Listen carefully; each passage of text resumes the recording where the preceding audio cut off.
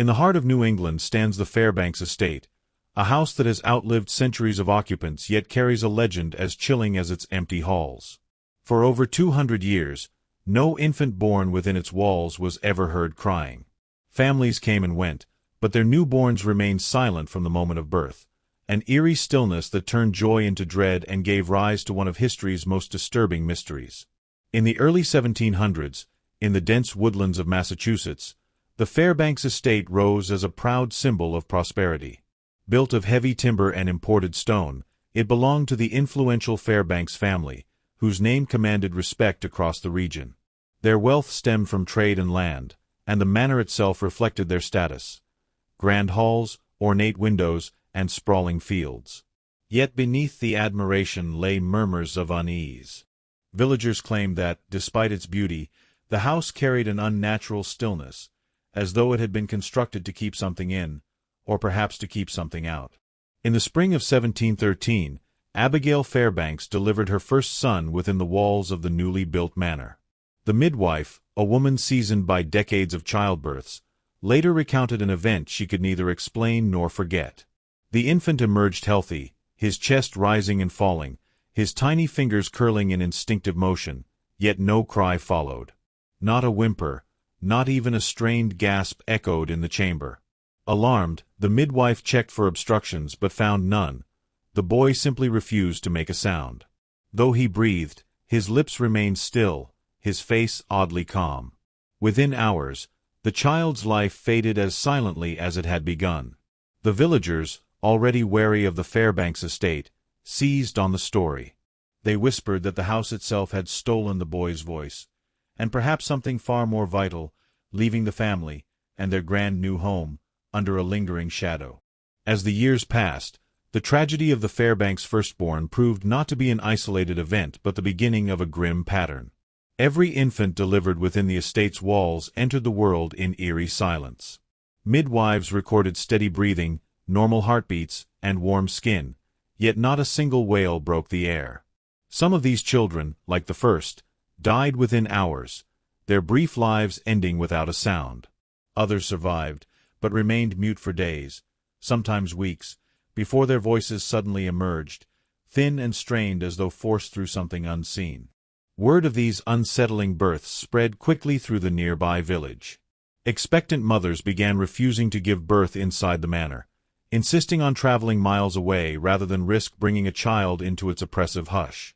By the mid-1700s, the estate had become a place of dread, its once proud halls associated with unnatural, unexplainable silence. Those who entered the Fairbanks estate often remarked that its silence felt heavier than mere stillness. Sounds seemed swallowed by the walls, footsteps dulled as though muffled by layers of unseen cloth. Visitors described a strange sensation of pressure in their ears, the same disorienting feeling one experiences far beneath water. Even the most ordinary noises, a closing door, a spoken word, seemed distant, as if absorbed before they could fully form. Animals reacted most sharply. Dogs barked at crossing the threshold, whining and straining against their leads, while cats hissed and retreated the moment they neared the old nursery doors. Candles, too, behaved unnaturally. Flames flickered out without a draft, leaving corridors in unexpected darkness. Local villagers claimed the house was not merely silent but actively aware, its very walls listening to those who dared to speak within them, holding every sound and refusing to let it escape. During the 19th century, the legend of the Fairbanks estate drew not only curious locals but also physicians and early researchers eager to explain, or debunk, the unsettling phenomenon. Several doctors visited, determined to observe the house's strange influence firsthand. Yet their instruments, barometers, early stethoscopes, even simple clocks, often malfunctioned the moment they were brought into the old nursery. One physician, Dr. Alcott, wrote that while standing alone in the vacant room, he heard what sounded like faint lullabies drifting from nowhere, a woman's voice humming an unfamiliar tune. Convinced that sound itself behaved differently in the house, he filled pages with notes, sketches, and hypotheses. Then, without warning, his entries ended mid-sentence. He abruptly abandoned the village, leaving behind unpaid bills and unanswered questions. Later residents claimed he'd been seen boarding a carriage at dawn, pale and shaking, vowing never to set foot near the Fairbanks property again. By the late 1800s, the once powerful Fairbanks lineage had dwindled to nothing. The last known descendant died without heirs, and the grand estate, its windows already darkened by decades of fear, was abandoned. Strangely, nothing was removed. Furniture remained exactly as it had been, as though the family had simply vanished between one heartbeat and the next. Villagers passing by at night began reporting sounds no empty house should make: soft, rhythmic cooing, like that of infants gently trying to speak. Some swore they heard tiny hands tapping against the glass panes, or saw nursery curtains sway though no wind blew. Rumors spread that the souls of the babies who never cried were still inside, bound to the home that had silenced them at birth. Over time, people stopped walking near the property after dusk, choosing longer routes rather than risk hearing what waited in those hollow rooms. In recent decades, the Fairbanks estate has become a notorious dare for local teenagers, its crumbling facade tempting thrill-seekers with promises of proof. Armed with flashlights and recording devices, they slip through broken boards and rotting doorways, hoping to capture evidence of the house's dark past. Yet every attempt ends the same way: hours of footage filled with distorted visuals and sound reduced to a hiss of static, as though the house refuses to let its secrets be recorded.